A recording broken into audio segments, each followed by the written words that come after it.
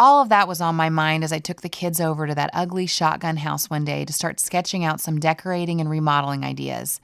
I knew that I didn't have a backyard to work with and less square footage than the Castle Heights house, but I was determined to be creative and to try. The front door of that house was on one end, by the driveway and garage, and the house just shot back from there in this long, straight, narrow rectangle with a hallway that ran the length of the house, all the way back to the back door by the garage and driveway. Well, no sooner did I open the door than the kids took off down that hall. They started giggling and squealing, and then one of them slipped and kind of fell. I was worried for a second that somebody had hurt themselves and the whole day would get off on the wrong foot. But that slip and fall made them notice that the floor was slippery to slide on. So all of a sudden, the shoes came off and they were running back down this hallway in their socks and sliding straight into the kitchen. You'd have thought we just told them they were going to Disney World. They were so excited. I hadn't done a thing to that house yet, and already my kids were having a better time in it than I'd ever seen them have in my big, beautiful house in Castle Heights. I went into the house that day thinking I'd try to envision some paint colors and pick who would be in which bedroom. Instead, a light bulb went on that started to change absolutely everything for me. My kids love it in here. They can be kids. I'm going to design around that. Now, I wasn't just thinking about making sure the kids had a space they could love. I realized I needed to create a whole house that they could love and I could love and Chip could love too. The whole place needed to be practical and functional for them so they could have fun and be themselves in their own home. And we could too. There were 2 living rooms in that house, and right then and there I decided to make one whole living room just for the kids. I had this idea to fill bookcases with all of their books, and that got me thinking about what would make Chip happy and what would make me happy. I'd have my kitchen, sure. That was my domain. I was becoming a better cook and really starting to enjoy it. But what would make that even better would be to have a garden so we could have fresh tomatoes and cucumbers and carrots to use. And how much fun would it be to work in the garden with the kids and teach them where their food comes from? I bolted down the hallway and slid in my socks to the back door with the kids all following right behind me. Then we all went outside and looked. I realized there was just enough land on the side of the house to fence in and turn into a garden. There was even room for a pergola and a little outdoor eating area. That night I told Chip all about my plans, both inside and out, and he got excited about the outside fenced-in area too. He said, "Can we get some chickens? I've always wanted chickens, like my grandfather had on his ranch." My response? Why not? That day in that house with our kids was another turning point for me as a designer and a mom. I came to a brand new conclusion. If all I'm doing is creating beautiful spaces, I'm failing. But if I'm creating beautiful spaces where families are thriving, then I'm really doing something. Doing that became my new calling. The house really started to become a space where creativity flowed, and that just set me down a new path in all of my design work. It's not just about pretty anymore. It's about practical. It's about children feeling they can be at home. From then on, everything I'd touch from a design standpoint would have that element of balance to it, where it wasn't just aesthetically pleasing, but it also fit into my or my client's stage of life. In seemingly no time at all, we had vegetables growing and a couple of chickens laying eggs. The boys loved their room with a windmill in it, and the girls loved their $50 princess-style chandelier from Lowe's that dangled from their ceiling. The kids' living room featured a couple of big chalkboards and a beat-up old farm table where they could get creative to their little heart's contents. I put some of those big old letters up on the walls of that room, spelling out play on one wall and using everyone's first initial in an appropriate spot.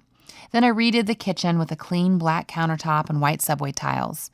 I filled that home with the beautiful sorts of things I loved, from an old wooden bench to bulky antique black candle sconces and some old gates on the walls and a cool-looking old antique scale that didn't serve any purpose other than that it looked old and cool.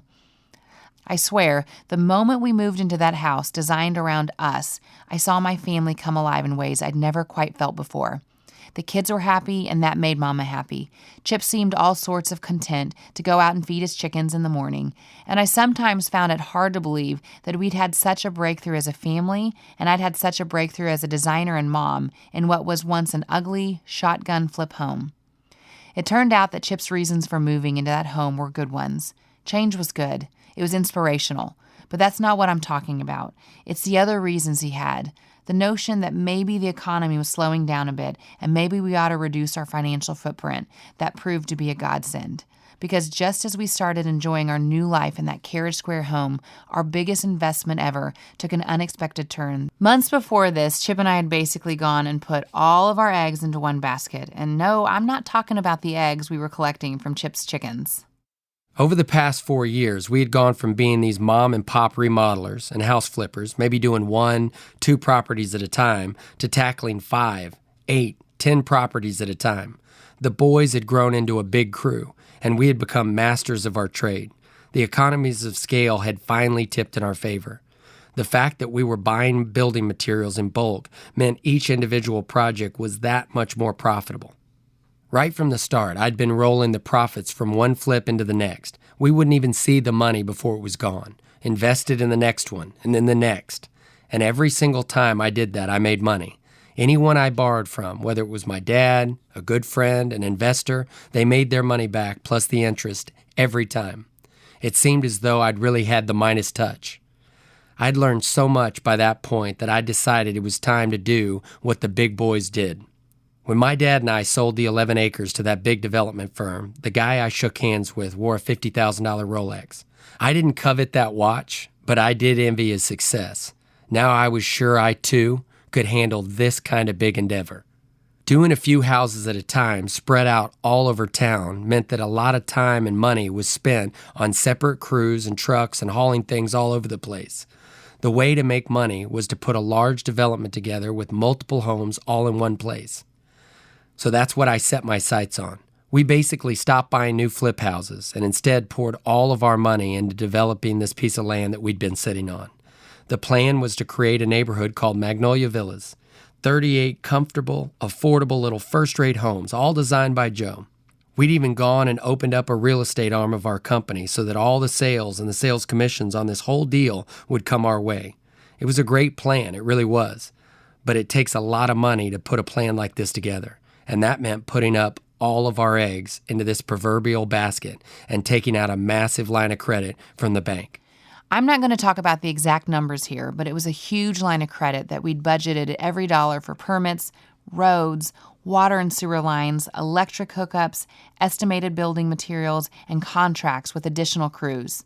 All so we could get those houses built quickly and sell them in time to start paying back that line of credit from the profits. We had to do it quickly because basically every day that line of credit remained open, it represented a large amount of interest.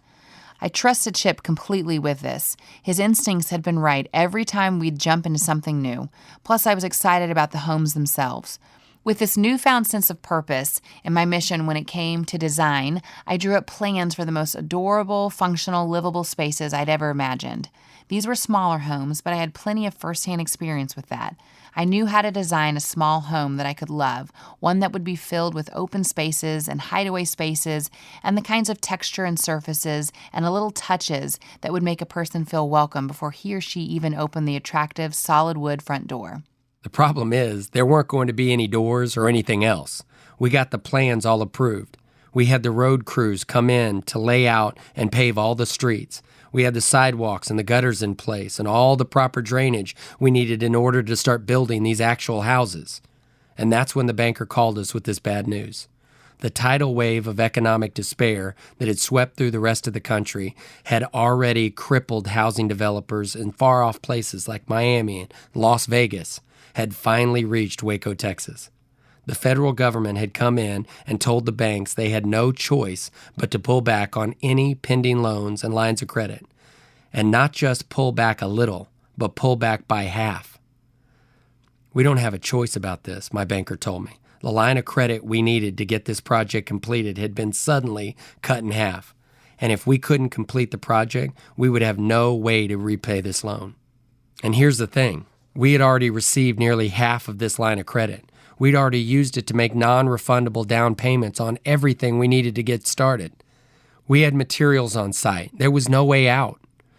I'm sitting there going, Joe, we're into this thing for a ton of money.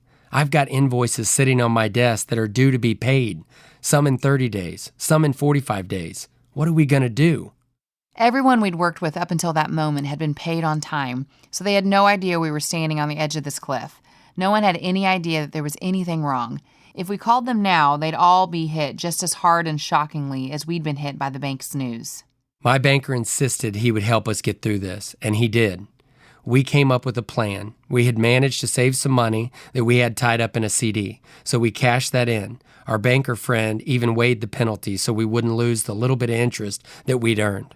Jo had some cash that she'd saved up on the side too, just like she'd done way back when she opened the shop.